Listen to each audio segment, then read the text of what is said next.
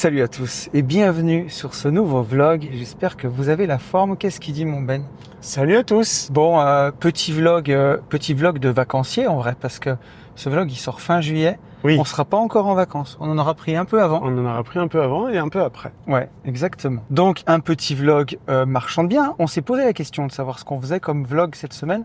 On avait pas mal de trucs à montrer. On a nos futurs bureaux, vu qu'on a tout déboisé. On aurait pu filmer tout ça. On avait pas mal de choses à montrer. On a un projet là. On croise les doigts. Futur projet de lotissement qui devrait voir le jour. En toute logique, nous sommes en phase de fin de négociation. Donc je pense qu'il y aura des choses assez sympas à montrer. Et là, on s'est dit, on va foncer en visite en fait. Il y a quelques jours qu'on enchaîne quelques visites. Ouais. Et on a dit, allez, on filme celle-ci. Exactement. On verra si on arrive à filmer un peu en visite. Le but, c'est pas de se griller avec les agents immo. Mais c'est de montrer ce qu'on va voir un petit peu sans forcément montrer le bien, mais montrer ce qu'on va étudier. Exactement. Parce que tu vois, ça d'ailleurs, on en parlait. Il y en a pas mal que tu vois en story, filmer les visites et tout. J'ai jamais compris comment ils faisaient. Est-ce qu'ils le disent à l'agent immo? On a toujours peur de comment ça sera reçu. Donc bon, de toute façon, aujourd'hui, nous, on est sur YouTube maintenant. Donc les gens nous voient. Mais on verra si on arrive à filmer un petit peu. Ce qu'on va visiter cet après-midi, c'est quelque chose qui est intéressant quand même sur le papier. Oui. Une opération de division foncière qu'on a trouvée tout simplement sur le bon coin. Pas aller la chercher bien loin, celle-ci. Une petite astuce de valeur gratos qu'on peut donner, c'est que quand on l'a trouvé, l'agent IMO qu'on va voir tout à l'heure voulait pas bien entendu nous donner l'adresse. Souvent les agents IMO, ils sont pas toujours au courant du PLU, de savoir si c'est divisible, comment c'est divisible. Et pour pas perdre de temps, on leur demande de nous envoyer le bon de visite par mail. On le signe par email et en fait, ça nous permet d'avoir l'adresse tout de suite. L'agent IMO nous a donné l'adresse. Exactement. Nous, on étudie, on sait déjà ce qu'on va voir, on a déjà une idée des prix, on a vraiment étudié le truc complètement. Ouais. Et on va se rendre compte maintenant s'il y a du dénivelé, s'il y a vraiment des choses qui font que ça empêche de faire ce qu'on avait prévu. Ouais. Mais au moins, on y va déjà avec une idée.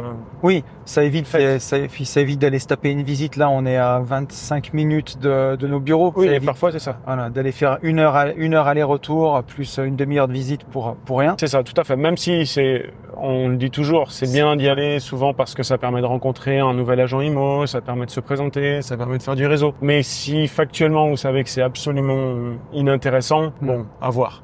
Ouais, comme on dit, en fait, c'est jamais vraiment pour rien parce que tu peux créer du contact. C'est ça. Mais voilà, donc l'idée de ce vlog, on a déjà fait une préétude nous au bureau. On est allé voir le PLU, c'est divisible. C'est une opération qui est sympa parce qu'elle serait divisible en donc une maison plus 3 terrains sans faire un permis d'aménager. Ce serait tout a priori accessible en DP. Donc on va aller se rendre compte sur place parce qu'il y a un endroit où il y a du dénivelé, il y a sûrement du terrassement pour faire des accès. Donc essayer de se rendre compte si ça passe. Si on arrive à filmer en visite, on vous en filmera un morceau. Et sinon, c'est de rentrer au bureau tout à l'heure. Voilà. Et voilà. Vous montrer. Exactement. Vous montrer un peu le projet de découpe qu'on a fait, voir si ça fonctionne. Et ensuite, un morceau d'étude de prix pour vous montrer entre le prix affiché, là c'est un bien qui est affiché à 155 000 €, faire une étude de prix une fois qu'on arrive au bureau pour voir le prix qu'on pourra en proposer. Il y a un autre point aussi, quand on regarde à distance, on se sert de Google Earth, de la vue de la rue. Alors des fois, les rues, elles sont pas encore scannées, on va dire, ou filmées par Google. Mais quand elles le sont, parfois elles sont pas à jour. Oui. Et donc c'est ça aussi qui est intéressant d'aller voir en visite, c'est-à-dire on se rend compte vraiment dans le cadre dans lequel on va faire le projet, quoi. Et encore une fois, à quel point il faut un peu de la résilience quand on est marchand. Il faut surtout aimer ce qu'on fait. Parce que si vous aimez pas ça, c'est mort. On a vu qu'il y avait toute une rue qui avait l'air refaite. Quand on a regardé sur Google Maps, on va la découvrir là en y allant. Et parfois, les mairies n'acceptent pas des divisions si ils viennent de refaire la rue dans les 3 ans. Ouais, c'est ça, ils ont des conventions 3 ou 5 ans. C'est 3 ou 5 ans, ouais. Pour pas refaire de travaux dans une rue où ils ont tout refait, en fait. Ouais. Ils veulent pas refaire des patates dans l'enrobé, refaire des découpes et refaire un truc qui serait dégueulasse. Donc l'idée, c'est ça. Aller se rendre compte de comment c'est sur place. Il y a une maison aussi. Pour l'instant, on a estimé la revente, mais on n'a pas vu, on a que les photos du Bon Coin. C'est un secteur qu'on connaît bien quand même. Mais voilà, on n'a pas visité la maison. On est sur une chipolata. Ah ouais. Enfin, ouais. Ouais. Bonne merguez. La maison, elle est bien sucée quand même. Ah ouais. Donc, je pense qu'elle n'est après, pas habitée depuis très longtemps. Ouais. Ah ouais. Après, l'emplacement est vraiment chouette. Donc, et la maison en elle-même d'extérieur, elle est jolie. Ça peut faire une très belle réno, mais il y a du boulot, quoi. Voilà. Ouais. Là, il y a du boulot. Et sur le papier, il y a vraiment 3 beaux terrains. Donc, on va aller voir ça. On va voir si on peut filmer. Ça va être la surprise. À ce stade du vlog, on n'en sait rien. Et puis, on se retrouve juste après. C'est parti. Est-ce que tu as bien aimé cette petite visite? C'était super cool. On a eu des bonnes nouvelles, plutôt. Ouais. Franchement, ça a confirmé un petit peu ce qu'on avait estimé, imaginé. J'ai pas filmé là-bas, j'ai fait juste que les gens ils auront vu quelques plans du jardin qui est une belle jungle. On est sur une sacrée forêt vierge quand même. Là, c'est Jumanji là. Et la maison, une bonne maison de film d'horreur. Ouais. Là, un truc incroyable. On dirait la maison de l'orphelinat. Je sais pas, tu te rappelles le film, l'orphelinat? Non, je m'en souviens plus. Moi, ça me faisait penser à la secte sans nom. Parce qu'on était dans les sous-sols quand on en parlait. Et il y a des trucs qui passent comme ça, c'est assez horrible. Ouais, et en plus, je l'ai revu, l'orphelinat, il y a pas longtemps. Mais ouais, c'est un peu le même, la secte sans nom, c'est un peu ça. Franchement, à chaque fois que tu poussais une porte, tu te demandais s'il n'y avait pas un truc qui allait te foncer dessus derrière. Mais par contre, bien rénové, ça a un potentiel incroyable. C'est vraiment un peu maison bourgeoise, voilà. C'est ce qu'on a dit dans les années 1920. C'est comme Gatsby, mais il s'est pas encore rénové. Ouais, voilà, c'est ça. Eh ben, écoute, je te propose qu'on zoome un peu sur les plans pour montrer ce qu'on avait décidé. Allez. Donc, c'est ce qu'on a entouré ici en fluo. Ouais. Donc, c'est ces 4 parcelles. Ouais. Et donc, on a la maison principale qui est construite en limite nord pour le coup, avec son terrain au sud. Et les parcelles sont découpées comme ça. Après, ça, c'est pas très grave pour le coup. Petite valeur gratos pour le coup. Quand on fait un projet comme ça, dans le cadre en fait du découpage, on réunifie les parcelles pour les rediviser sur un découpage qu'on veut. Donc ça, faut pas se formaliser. Si jamais vous rentrez vraiment dans le truc et que vous découvrez ce métier, pour le coup, c'est pas du tout un problème. Ouais, complètement. On est sur 2 rues aussi. Ouais. Il y a une première rue ici, une deuxième rue à côté. C'est ça. On a une entrée existante vraiment ici. Voilà, et après, on a un garage. Au pied de la maison, sur le sous-sol, qui donne sur la rue. Ouais.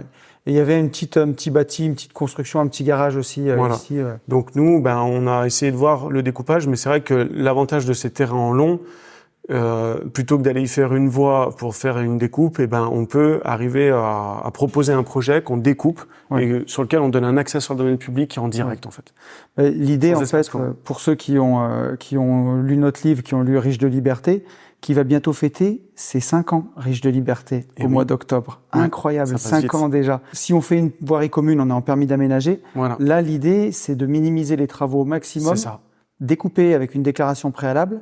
Et ça nous permet de pas... je vous renvoie en fait au dernier vlog où j'en parlais vraiment de ça, où je détaillais ce principe, où faire un permis d'aménager, parfois, peut être intéressant intellectuellement, mais pas forcément financièrement. Ouais. Et là, typiquement, le prix mètre carré, il aurait fallu qu'on ait une très grande surface pour pouvoir trouver une rentabilité. Là, il faut faire de l'ADP pour essayer de trouver une rentabilité. Ouais, exactement. Alors, ce qui est chouette, c'est que la maison aussi, elle a ses réseaux qui arrivent directement c'est ça. Directement par ici, par la rue du bas.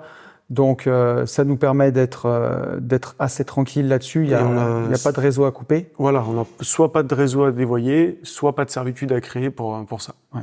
Alors, fais-nous voir la découpe qu'on a imaginée ensemble. Donc, nous, on a imaginé cette découpe avec donc le terrain de la maison. Ouais, qui est en jaune. Voilà, qui est en jaune. Et son accès qui est en forme de drapeau par ici. On lui donne un accès ici. Sur la partie basse, on fait 2 accès jumelés, donc qui donnent sur cette rue. Et puis là, on réutilise le portail actuel pour détacher une parcelle ici en trapèze. Donc ça fait à peu près 2 lots de 800-700 mètres carrés, des lots à bâtir. Voilà. Un lot à bâtir de 840 mètres carrés et la maison sur 700 mètres carrés à peu près. Voilà, à rénover. Donc après, il faut prendre en compte, nous, ce qu'on fait dans notre calcul, c'est qu'on essaie de voir à peu près ce que ça peut valoir sur de l'ancien rénové. Ouais. Vu que c'est une belle demeure quand même, elle aura beaucoup de cachets une fois rénovée, mais elle demande beaucoup de travaux.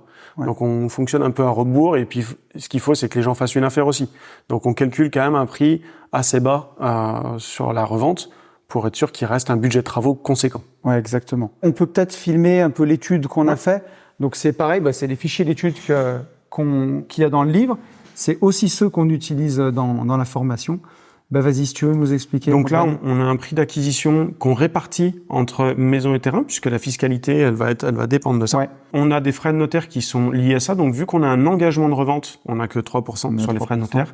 Alors, sur les petits prix, ça peut être à peine plus. Dès qu'on va monter un peu plus, on se rapproche même de 2,8, 2,5. Mais, ce que les émoluments, ils évoluent avec tout ça, donc voilà. Ensuite, on compte toujours un petit bout de taxe foncière pour le temps de possession de la maison, même si c'est fait au prorata, bon voilà. On a des frais d'huissier qui vont être là pour l'affichage soit du permis d'aménager, soit de la déclaration préalable. Ça se fait en 3 passages et ça coûte pas excessivement cher, mais c'est très important de le faire. Ensuite, on pourrait avoir plein d'autres choses, mais nous, on a compté simplement une petite ligne travaux. Ouais, on a compté une petite ligne travaux pour déboiser un peu le terrain. C'est ça, pour que les gens ils gardent quelques beaux arbres, mais qu'ils aient pas une jungle C'est vraiment Jumanji pour le coup. Pour l'aménagement des accès, juste le terrassement des accès, mais là on va pas viabiliser les parcelles. C'est l'avantage de la déclaration préalable. Ouais, comme elles sont en limite de domaine public, il y aura pas besoin. C'est ça. Bon, après on peut passer assez vite. Mais voilà, après quelques frais ici, on compte toujours nous les frais de commercialisation parce qu'on redonne aux agences la commercialisation. Ouais. Et puis après, on a calculé donc nos recettes. Ouais, tout à fait. Donc, on a une vente de maison qui est très faible parce que vraiment pour le coup, il y a beaucoup de travaux. Et puis après, ici, on a 3 lots qui sont revendus, donc 3 terrains. On est vraiment secteur campagne, donc on est sur des prix autour de 60 € le mètre carré, le terrain. La maison, elle est grande, à rénover, elle sera magnifique, mais pareil, on est parti sur le fait qu'il y a 200 mètres carrés à rénover et il faut du budget. Donc exactement. La maison, on la revend à peine 400 € le mètre carré, quelque chose comme ça. Voilà, et donc ensuite, notre beau fichier nous fait justement nos calculs de TVA, de TVA marchand de biens. Donc, on déduit la TVA sur la partie... Là, on a une exonération de TVA sur la partie maison, on peut pas déduire la TVA. Ouais. Mais par contre, sur tout ce qui est terrain, donc tout ce qui est travaux liés à l'aménagement et qui rend les parcelles constructibles d'une certaine manière, elles le sont, mais qui les rend... on revend du terrain à bâtir, donc on revend du terrain à bâtir en fait. Donc nos travaux font que les terrains deviennent à bâtir, on va dire. Et on est en TVA sur la marge du coup à cause de ça. Et donc on déduit la TVA de nos travaux. Ouais. Et donc habituellement quand on définit nos prix, là on l'a montré dans l'ordre du tableau, mais on part toujours du prix qu'on va revendre. Donc là nous on avait fixé nos prix comme ça, 3 terrains autour de 45 000 et la maison à autour de 80, 85. Et l'idée en fait c'est que ça nous donne in fine, suivant la marge qu'on veut faire, le prix d'achat. C'est ça. Parce que là, aujourd'hui, c'est un bien qui est affiché autour de 155 000. Alors, ils ont du mal à le fixer parce qu'ils voulaient garder une parcelle de terrain. Enfin, on va voir s'ils savent bien où ils vont. Mais c'est après, officiellement, on va dire que c'est affiché à 155. Et donc, nous, après, avec le fichier, en fait, ça nous permet, en faisant bouger notre prix d'achat. Au début, même si on écrit ici le prix qu'ils en attendent, souvent on arrive ici avec une marge qui est parfois négative et donc nous, le but c'est d'ajuster ça, de bien définir ça et de bien ajuster ça aussi pour avoir notre marge. Et donc fonctionne. Là, si tu le mettais par exemple, tu le remettais le prix à 155 000, là ça nous fait 155 et on tombe à une marge à 11%. C'est pas incroyable. Et donc si tu le remets comme on l'avait mis, là on est à 130 000 à l'achat et on tombe en marge à 27% et 46 000 €. Donc encore une fois, c'est une petite affaire. Ça fait autour de 10-12 000 € de marge par lot vendu. Exactement. Mais c'est des petites affaires qui fonctionnent bien. C'est un secteur qui est très demandé. L'idée, c'est de tout ficeler au maximum et que, en fait, on porte le dossier le moins longtemps possible. Donc, le but, c'est surtout dans cette période, on met toutes les conditions qui vont bien. Et puis, le but, c'est de trouver les acquéreurs. Et c'est aussi ça, c'est qu'on met pas des prix, on n'essaie pas d'en tirer absolument le maximum, quitte à attendre 8 mois. C'est pas notre philosophie. L'idée, c'est de mettre des prix qui sont bien dans le marché. Il faut que ça aille vite, en fait. Ça aille vite. À ces petits prix, il faut que ça aille vite. Donc là, c'est tout le travail qu'on fait, ce qu'on a fait cet après-midi, une visite, rentrer au bureau, dessiner un peu, voir si ça marche, étudier. Il y a toute la partie qu'on n'a pas montrée, parce que le but, c'est pas de faire une formation non plus sur ce vlog, mais sur le PLU, sur l'analyse du PLU, qu'on n'a pas fait voir. Mais ensuite, le plus gros du boulot, ça va être d'aller maintenant faire une offre et d'aller essayer de négocier pour arriver au prix où l'opération va fonctionner, en fait. Ouais, voilà. On a eu un bon feeling avec l'agence, donc elle va présenter ça et on va voir ce que ça dit. Puis après, les étapes se suivent avec la mairie, la rencontre de la mairie, la présentation du projet, etc. Bon, on verra. On vous en dira plus si celle-là elle va au bout. Ainsi s'achève ce vlog. J'espère que ça vous aura plu de passer un petit peu de temps avec nous.